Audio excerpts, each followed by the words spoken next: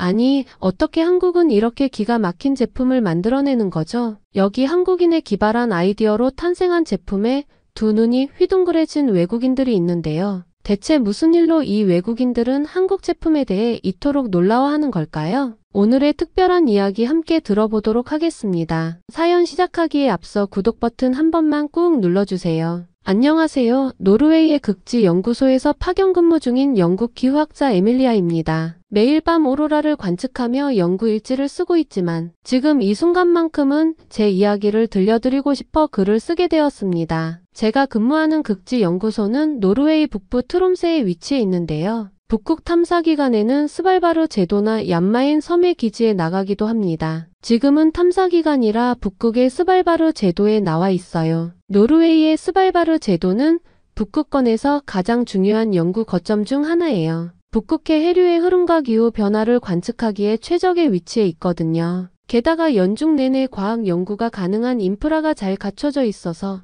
전 세계의 연구원들이 이곳에서 함께 연구하고 있답니다. 여기 온 지도 벌써 6개월이 다 되어 가는데요. 이곳 극지 연구소에서 한국인 연구원을 알게 되면서 제 인생이 완전히 바뀌어 버렸거든요. 평소와 다름없는 일상을 보내던 저에게 그의 등장은 변화의 신호탄이었죠. 세계 각국의 연구원들이 2, 3개월을 주기로 로테이션 되는 일은 이곳 극지 연구소에서는 그저 일상적인 일이었습니다. 추운 날씨와 함께 백야 현상과 극야 현상으로 장기간 체류가 어렵기 때문이었죠. 저처럼 6개월을 넘겨서 체류하는 연구원도 간혹 있지만요. 변화의 시작은 한국의 다산과학기지에서 온 김주원 박사를 만나면서였어요. 아직도 그날이 선명하게 기억나요. 연구소 회의실 문이 열리고 그가 들어서는 순간 마치 시간이 멈춘 것처럼 모든 시선이 그에게 집중됐습니다. 190cm가 넘는 훤칠한 키에 단정한 외모, 그리고 밝은 미소까지. 여자 연구원들 사이에서는 순식간에 작은 소동이 일어났죠. 미국에서 온 제니퍼는 한국 드라마에 나오는 배우들이 잘생겼다고 생각했는데 연구원도 이렇게 생긴 건 반칙 아니야?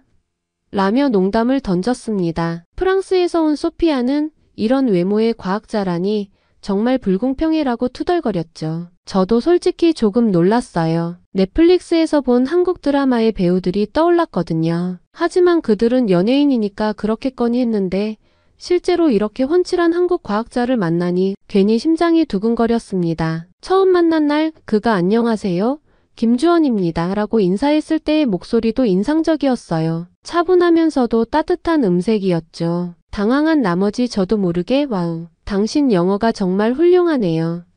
라고 말했던 게 기억나요. 지금 생각하면 무례하고 신뢰되는 말이었는데 그는 그저 부드럽게 웃고만 있었습니다. 나중에 알고 보니 그는 미국 MIT에서 박사 학위를 받았더라고요. 북극 해류가 기후변화에 미치는 영향에 대한 공동 연구를 하면서 자주 마주치게 되었는데 그의 꼼꼼한 연구 방식과 창의적인 아이디어에 매번 감탄하게 되었어요. 특히 기억에 남는 건 데이터 분석 방식이었습니다. 한 번은 빙하 코어 샘플의 미세 입자 분석 결과를 놓고 고민하던 때였는데 모두가 기존 방식대로만 접근하고 있을 때 김주원 박사가 전혀 다른 시각을 제시했어요. 이 데이터를 시계열로 펼쳐놓고 보면 어떨까요? 마치 나이테처럼요. 그의 제안은 신선했고 덕분에 우리는 새로운 패턴을 발견할 수 있었죠. 그날도 평소처럼 연구 데이터를 검토하던 중이었습니다. 하지만 그날은 특별히 추웠어요. 영하 50도의 혹한 속에서 오로라를 관측하고 있었죠. 장비들은 제대로 작동하는지 계속 확인해야 했고 두꺼운 장갑을 끼고 있었는데도 손가락이 얼어붙는 것 같았어요. 창밖으로는 끝없는 어둠만이 펼쳐져 있었습니다. 극야 기간이라 해가 뜨지 않는 데다 구름까지 꼈으니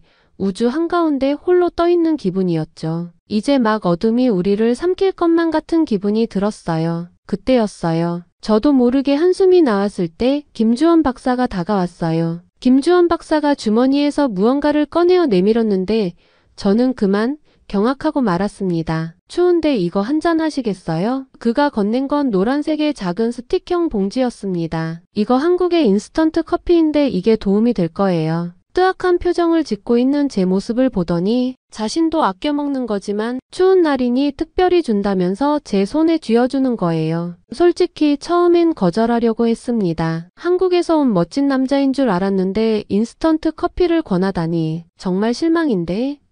라는 생각이 들었죠. 그도 그럴 것이 영국에서 접했던 병 안에 담긴 인스턴트 커피는 정말 최악이거든요. 말 그대로 정말 절박할 때 아니면 어쩔 수 없이 먹을 정도로 형편없는 맛이랍니다. 근데 인스턴트 커피라니. 그것도 봉지에 든. 이렇게 멀뚱히 서 있는 제 모습을 물끄러미 보던 김주원 박사는 입가에 미소를 지었어요. 그리고는 제 손에 쥐고 있던 봉지 커피를 뜯고 종이컵에 담아 뜨거운 물을 붓고 신중하게 젓더니 저에게 다시 건네주었습니다. 저는 그때의 커피 향을 잊을 수가 없어요. 달콤하면서도 부드러운 커피 향이 순식간에 퍼졌죠. 반신반의하는 마음으로 한 모금 마셨는데 그 순간 완전히 다른 세계로 빠져드는 것 같았습니다. 제가 그동안 고집해왔던 커피에 대한 신념을 무너뜨리는 맛이었어요. 사실 저는 꽤나 까다로운 커피 매니아로서의 자부심이 있었습니다. 영국 사람들은 대부분 차를 선호하는 걸로 알려져 있지만 최근에는 커피를 마시는 사람들이 점차 늘어나고 있어요. 제 경우는 그보다 훨씬 전부터 커피에 푹 빠져 있었죠. 영국 케임브리지에서 연구할 때도 연구실 동료들이 저를 커피의 여왕이라고 부를 정도였으니까요. 영국의 커피 애호가 중 대부분은 다른 사람이 만든 커피를 마시지 않을 정도로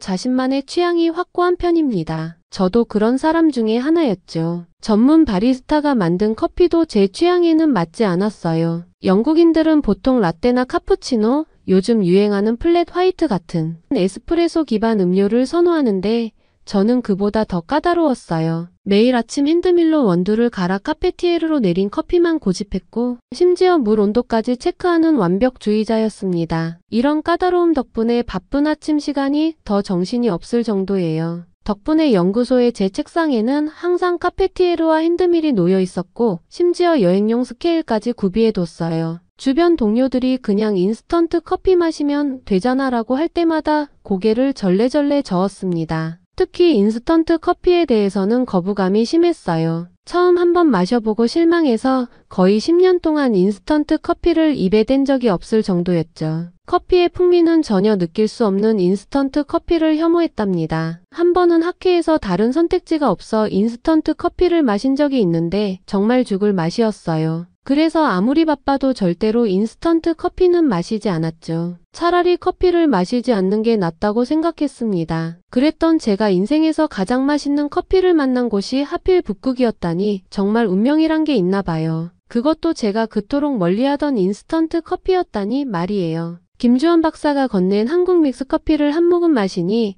부드럽고 달콤한 맛이 입안 가득 퍼졌어요. 게다가 크리미한 질감은 제가 마셔본 어떤 커피와도 달랐죠. 특히 놀라웠던 건 온기가 온몸으로 퍼져나가는 느낌이었어요. 마치 따뜻한 담요로 몸을 감싼 것처럼요. 어머나, 저도 모르게 탄성이 나왔어요. 이게 정말 인스턴트 커피인가요? 1분도 채 안 걸리는 시간에다 보잘것없어 보이는 봉지를 뜯어 물만 부었을 뿐인데 10분 이상 정성스럽게 내린 커피와 견주었을 때 부족함이 없었어요. 시간 절약은 물론이고 맛도 나쁘지 않은 것이 아주 매력적이었죠. 이거 혹시 눈속임은 아니죠? 여기에 뭔가 다른 걸 첨가한 건가요? 이렇게 맛있는 커피가 있다니. 두 번째 모금을 마시며 김주원 박사를 쳐다봤죠. 그는 제 반응이 재미있었는지 환하게 웃으며 믹스커피의 역사에 대해 이야기해주기 시작했습니다. 사실 이 커피는 1970년대부터 맥심이란 이름으로 한국에서 만들어 왔어요. 당시에는 한국에서 커피를 마시는 문화 자체가 생소했는데 이 믹스커피가 등장하면서 한국의 커피 문화가 완전히 바뀌었대요. 처음에는 커피가루와 설탕, 프림을 따로따로 넣어 마셨는데 1976년에 세계 최초로 이 세 가지를 하나로 합친 커피 믹스가 탄생했다고 했습니다. 그리고 지금의 스틱 형태가 되기까지 수많은 시행착오도 있었다고 해요. 그의 설명은 계속되었어요. 한국의 경제 성장기에 직장인들의 피로를 달래주던 이야기부터 군대에서 전우회를 나누는 매개체가 되었다는 이야기까지. 특히 재미있는 건 이 커피가 한국의 현대사와 함께 발전해 왔다는 거예요. 우리나라가 고도 성장을 하던 시기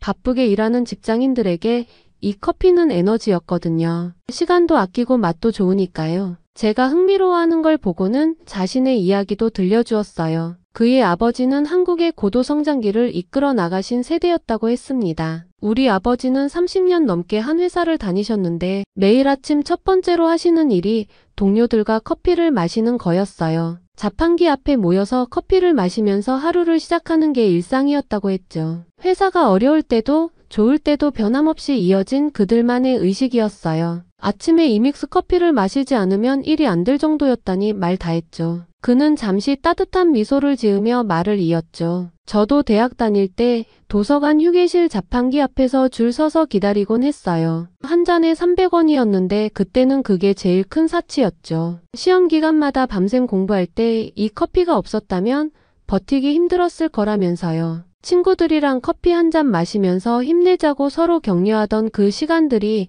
아직도 생생해요. 커피 한 잔에 이렇게 많은 이야기가 담겨 있다는 게 놀라웠습니다. 이 커피가 한국인들에게 얼마나 중요한 역할을 하는지에 대해 들으면서 저는 종이컵에 남은 마지막 한 모금을 마시고 있었죠. 다 마시고 나니 뭔가 살짝 아쉬운 거예요. 이 커피의 단점은 마시다 보면 금방 온데간데 없이 사라진다는 거였습니다. 그날 이후 맥심믹스 커피를 계기로 김주원 박사와는 좀 더 편한 사이가 되었어요. 업무적인 이야기만 나누던 사이였는데 이제는 인사는 물론이고 개인적인 농담도 주고받게 되었죠. 덕분에 극지 연구소에서의 생활에 활력이 생겼습니다. 연구 프로젝트를 진행하는 과정은 아주 특별한 일이지만 추위뿐만 아니라 우리 연구원들을 괴롭히는 것은 따로 있었어요. 이 이야기를 하기 전에 노르웨이의 극지 연구소에서 연구원들이 하는 일에 대해 간단히 소개할게요. 대략 짐작하셨겠지만 저와 같은 학자나 연구원들이 극지 연구소에 파견을 오는 이유가 있습니다. 극지 연구소에서 하는 일은 정말 다양한데요. 우선 가장 중요한 임무는 북극의 자연환경과 생태계를 연구하는 일이에요. 북극곰이나 바다표범 같은 극지 동물들의 생태를 연구하고 빙하가 어떻게 변화하는지도 관찰하죠. 근래에는 기후변화가 극지방에 미치는 영향을 모니터링하는 게 매우 중요한 임무예요. 때문에 저희 연구원들의 어깨가 무겁답니다. 연구소에서는 극지방 지도 제작과 데이터 관리도 하는데 이게 정말 중요해요. 왜냐하면 이 자료들이 기후환경정책 입안자들의 의사결정에 큰 도움이 되거든요. 극지방은 기후변화의 영향을 가장 먼저 받는 곳이에요. 때로는 영하 50도가 넘는 혹한 속에서 일해야 할 때도 있지만 지구의 미래를 위해 꼭 필요한 일이라고 생각해요. 하지만 이런 특수한 업무가 때로는 어려움을 가져오기도 하죠. 우울증이 그중 하나예요. 우울증은 노르웨이와 북극지방의 기후 특성과도 깊은 연관이 있습니다. 노르웨이의 기후는 정말 특별해요. 11월 말부터 1월 말까지는 해가 전혀 뜨지 않는 극야 기간이고 5월 중순부터 7월 중순까지는 해가 지지 않는 백야 기간이죠. 전 세계 어린이들의 마음을 사로잡았던 디즈니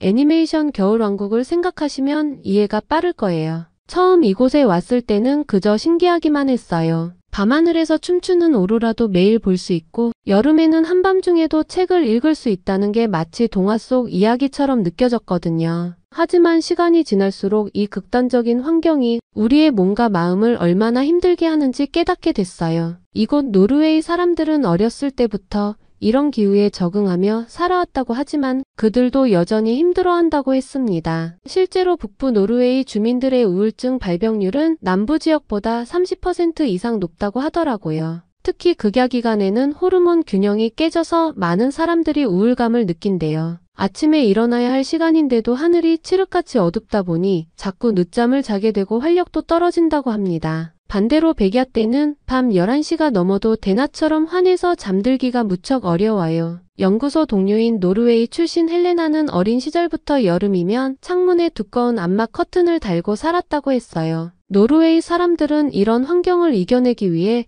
나름의 방법들을 찾아냈다고 합니다. 겨울에는 실내에서 할 수 있는 취미 활동을 많이 하고 가족이나 친구들과 자주 모여 따뜻한 시간을 보내려고 노력한대요. 코스라고 부르는 이 아늑하고 포근한 분위기를 만드는 것은 그들만의 특별한 생존 방식이라고 하네요. 나중에 알고 보니 북유럽 지역에는 코스와 비슷한 개념의 생활 방식이 나라마다 있더라고요. 예를 들어 덴마크의 휘게와 스웨덴의 라곰이 대표적이죠. 노르웨이의 이런 기후 특징이 미치는 영향은 극지 연구소의 연구원들에게도 예외는 아니었어요. 특히 극야 기간은 정말 견디기 어려워요. 끝없는 어둠 속에서 우리의 생체 리듬은 완전히 흐트러지고 비타민 D 부족으로 인한 피로감도 심해지죠. 연구원들 중에는 불면증을 호소하는 사람들도 많고 심각한 우울증을 겪는 동료들도 있어요. 스웨덴에서 온 요한은 이런 기후에 평생 단련되었음에도 지난 겨울 2주 동안 거의 방에서 나오지 않았습니다. 연구소에서는 이런 문제를 해결하기 위해 여러 가지 노력을 하고 있어요. 인공광원을 이용한 광치료실도 만들었고 비타민 D 보충제도 제공하고 있죠. 하지만 가장 중요한 건 서로를 이해하고 지지하는 마음이에요. 우리는 서로의 고립감과 우울함을 잘 알기에 더욱 따뜻한 관심을 보이려 노력하고 있답니다. 그런데 이런 우리의 일상에 특별한 변화가 찾아온 거죠. 바로 한국에서 온 작은 커피 봉지 하나 때문이에요. 특히나 이 커피가 진가를 발휘한 건 극야 기간 동안이었어요. 해가 뜨지 않는 2달여간의 시간은 연구원들에게 가장 힘든 시기입니다. 우울감이 깊어지고 불면증에 시달리는 동료들이 늘어나죠. 실제로 극지방 연구소의 우울증 발병률은 일반적인 환경보다 30% 이상 높다고 합니다. 처음에는 작은 변화에서부터 시작되었어요. 미국에서 온 제니퍼가 극야 우울증으로 힘들어할 때였죠. 평소 밝고 활발한 성격이었는데 해가 뜨지 않는 날들이 계속되자 점점 말수가 줄어들더니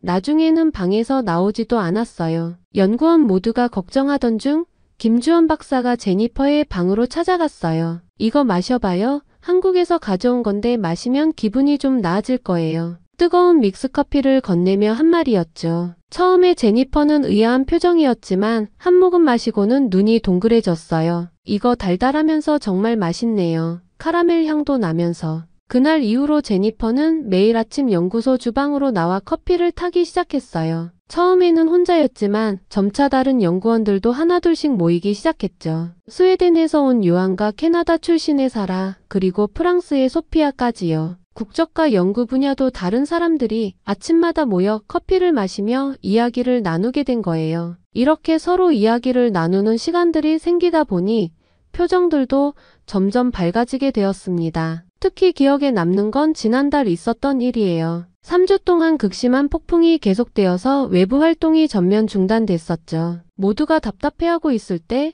독일에서 온 미하엘이 재미있는 제안을 했어요. 우리 극야 커피 챌린지 어때요? 매일 저녁 8시에 모여서 각자만의 방식으로 믹스커피를 만들어 보는 거예요. 처음에는 단순한 제안이었는데 이게 연구소의 새로운 문화가 되었어요. 캐나다에서 온 사라는 메이플 시럽을 살짝 넣어 마셨고 스웨덴의 요한은 계피를 조금 뿌려 마셨죠. 프랑스에서 온 소피는 믹스커피와 어울리는 요리를 소개하며 크레이프 레시피를 가르쳐 주었는데 이 크레이프는 믹스커피와 의외로 잘 어울리더라고요. 이런 작은 모임은 점점 더 특별한 것으로 발전했습니다. 매주 목요일 저녁이면 자연스럽게 모두가 연구소 라운지에 모이기 시작했죠. 처음에는 그저 커피를 마시며 수다를 떠는 시간이었는데 어느새 서로의 연구 내용을 공유하고 토론하는 시간이 되었어요. 지난주에는 독일에서 온 미하엘이 자신의 빙하 연구 결과를 발표했는데 평소라면 형식적이고 딱딱했을 내용이 따뜻한 커피와 함께하니 훨씬 자연스럽게 전달됐어요. 질문도 더 활발히 오갔고 서로 다른 분야의 연구자들이 새로운 시각을 제시하면서 예상치 못한 아이디어들이 쏟아져 나왔죠. 가장 놀라운 변화는 연구소의 분위기예요. 예전에는 각자 자기 연구실에만 있다가 공식 미팅에서만 만났는데 이제는 수시로 라운지에 들러 커피를 마시며 대화를 나눠요. 심지어 러시아의 올가와 미국의 제니퍼는 원래 서로 말도 잘 안 했는데 이제는 매일 아침 함께 커피를 마시는 친구가 되었답니다. 게다가 제니퍼의 우울증을 완화시켜주기 위해 함께 요가 시간도 갖는다고 해요. 지난달에는 정말 특별한 일이 있었어요. 세계적인 오로라 현상이 예측되어 밤샘 관측을 하던 날이었죠. 새벽 3시에 모두가 지쳐갈 때쯤 슬로바키아에서 온 미란다가 갑자기 노래를 부르기 시작했어요. 그녀의 고향 민요였는데 구슬픈 가락과 음색이 차가운 밤 공기를 가르며 울려 퍼졌습니다. 드넓은 북극의 야외에서 차가운 공기와 만난 노래는 정말 아름다웠어요. 그러자 다른 연구원들도 하나둘씩 돌아가면서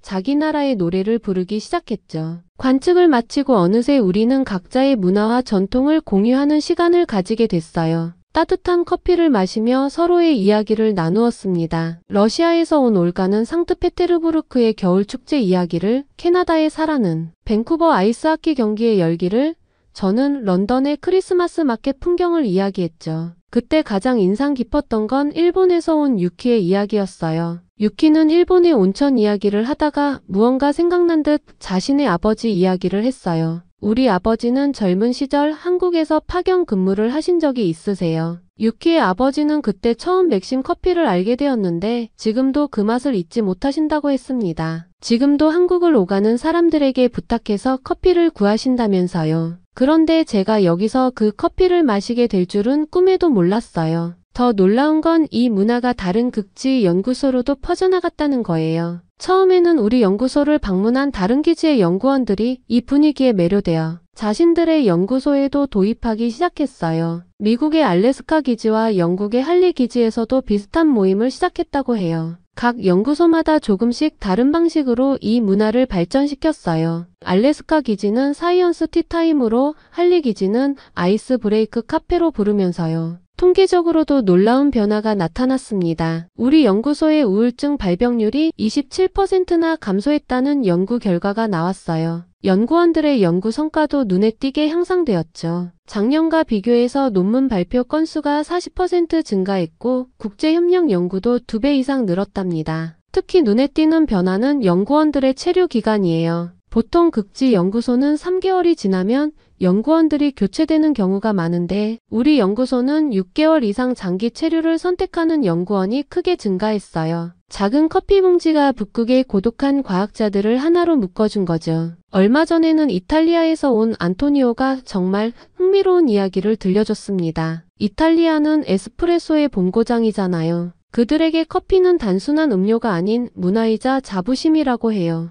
특히 안토니오의 할머니는 밀라노에서 3대째 에스프레소 카페를 운영하고 계신 분이라 더욱 그러셨죠. 그런데 지난 여름 안토니오의 삼촌이 한국 여행에서 기념품으로 가져온 맥심 커피를 맛본 할머니가 깜짝 놀라셨다고 했습니다. 에스프레소만큼 진한 맛은 아니지만 이렇게 부드럽고 달콤하다니 에스프레소가 부담스러운 사람에게 딱이겠다고 하시면서요. 그래서 특별히 단골 손님들에게만 오늘은 색다른 커피를 준비했어요 라며 서비스로 한 잔씩 내어드리기 시작하셨대요. 재미있는 건 처음에는 인스턴트 커피라는 말에 코웃음 치던 손님들이 한 모금 마시고는 완전히 다른 반응을 보였다는 거예요. 이게 뭐죠?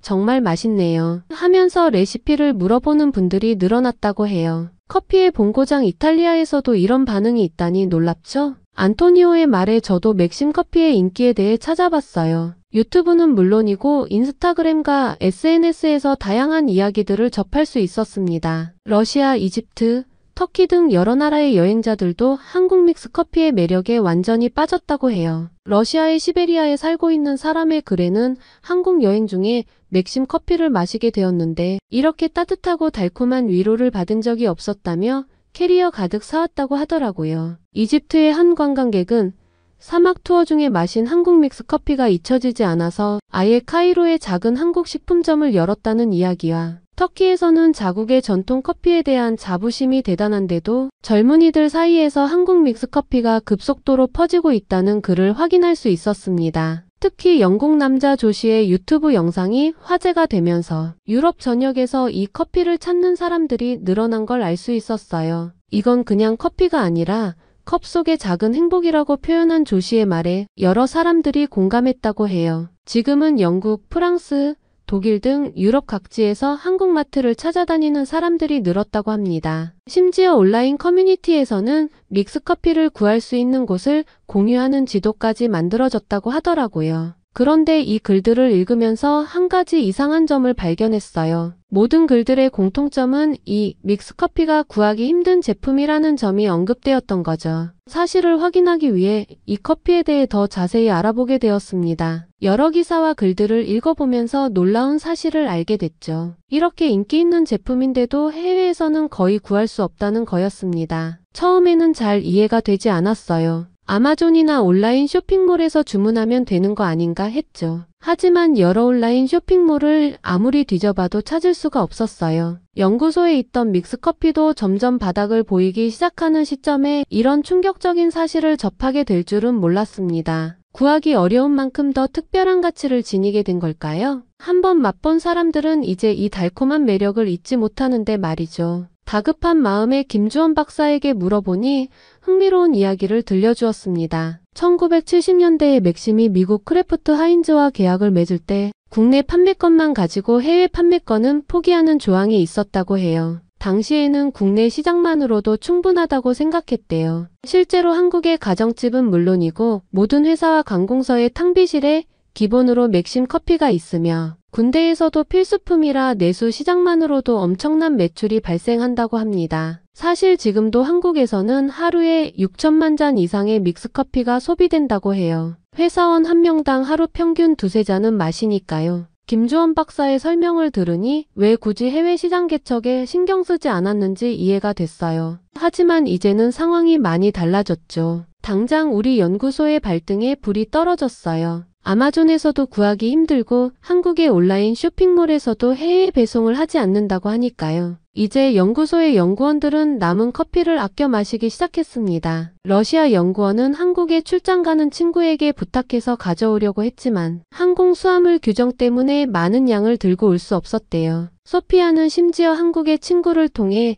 정기 배송을 받을 방법을 찾아보고 있다고 해요. 재미있는 건 이 커피가 구하기 어려워지면서 오히려 굉장히 소중한 선물이 됐다는 거예요. 누군가 한국에서 커피를 가져올 때마다 연구소 전체가 축제 분위기가 되곤 해요. 독일에서 온 미하엘은 이제 이 커피는 우리에게 단순한 음료가 아니라 특별한 우정의 상징이 됐어요 라고 말하더라고요. 한 번은 연구소 회의에서 이 문제를 공식적으로 논의하기도 했어요. 네덜란드의 한 무역회사를 통해 대량으로 수입하는 방안도 검토해보고 한국의 연구기관들과 협력하여 정기적으로 공급받을 수 있는 방법도 찾아보기로 했답니다. 구하기 어려운 만큼 더욱 특별하고 소중한 존재가 된 우리의 믹스커피. 이제는 서로 경쟁적으로 구하려고 애쓰는 중이죠. 그나마 다행인 건 근처에 있는 한국의 다산과학기지에서 극지 연구소에 커피 믹스를 일부 기부해주고 있는 점이에요. 물론 이 모든 것은 김주원 박사가 노력해준 덕분이고요. 김주원 박사는 우리에게 이렇게 많은 추억과 새로운 문화를 남기고 이제 한국으로 돌아갔습니다. 하지만 매달 우리에게 자비로 믹스커피 상자를 보내주고 있어요. 어제도 새로운 상자가 도착했는데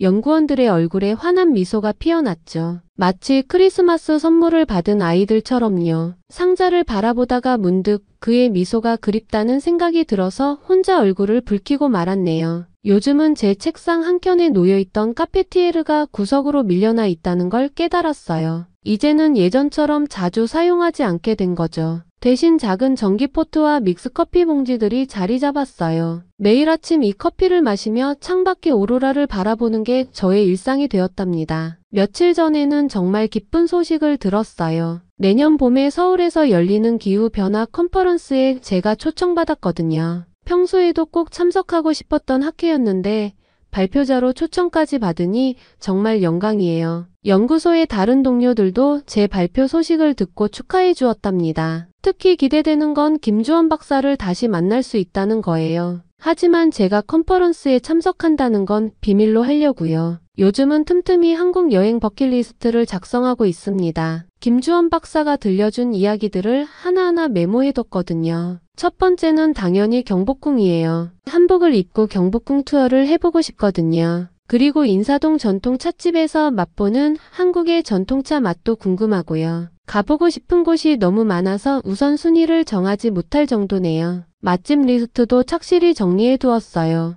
김주원 박사가 극찬했던 삼겹살집은 꼭 가봐야겠죠? 길거리 음식도 다 먹어보고 싶어요. 특히 떡볶이랑 호떡은 꼭 먹어보고 싶답니다. 밤에는 한강공원에 가서 치맥도 해보고 싶고요. 한국에서 맛보는 믹스커피의 맛은 또 어떨지 궁금합니다. 벌써부터 가슴이 설레요. 학회 발표도 중요하지만 한국에서의 모든 순간이 특별한 추억이 될 것 같아요.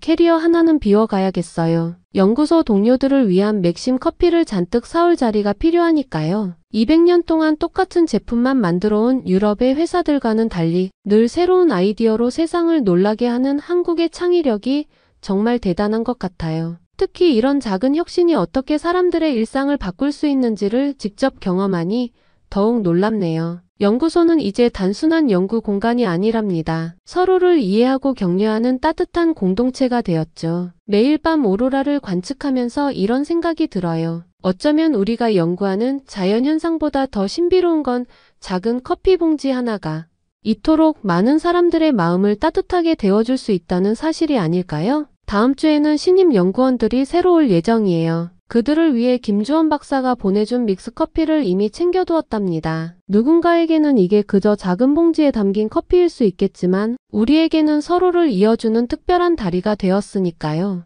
창밖에는 또다시 아름다운 오로라가 춤추기 시작합니다. 오늘도 저는 믹스커피 한 잔을 들고 이 황홀한 장면을 기록하러 가봐야겠어요. 이제는 커피향이 오로라의 색채만큼이나 제 극지 생활의 중요한 부분이 되었으니까요. 아름다운 오로라의 색깔처럼 여러분의 시간도 빛나길 바래요. 극지연구소에서의 제 이야기는 여기까지입니다. 한국에 다녀오면 또 사연 보내드릴게요. 긴 이야기 들어주셔서 감사합니다. 노르웨이 극지연구소에서 보내온 에밀리아의 오늘 사연 어떠셨나요? 북유럽에 위치한 나라들이 기후현상으로 어려움을 겪고 그것을 이겨내기 위해 그들만의 문화를 만들었다는 이야기는 정말 신선하네요. 에밀리아의 한국 컨퍼런스 참석가 김주원 박사와의 만남이 이루어지길 기도하며 오늘 이야기 마칩니다. 지금까지 감동적인 사연을 소개하는 감동 더하기였습니다. 오늘도 행복한 하루 되세요.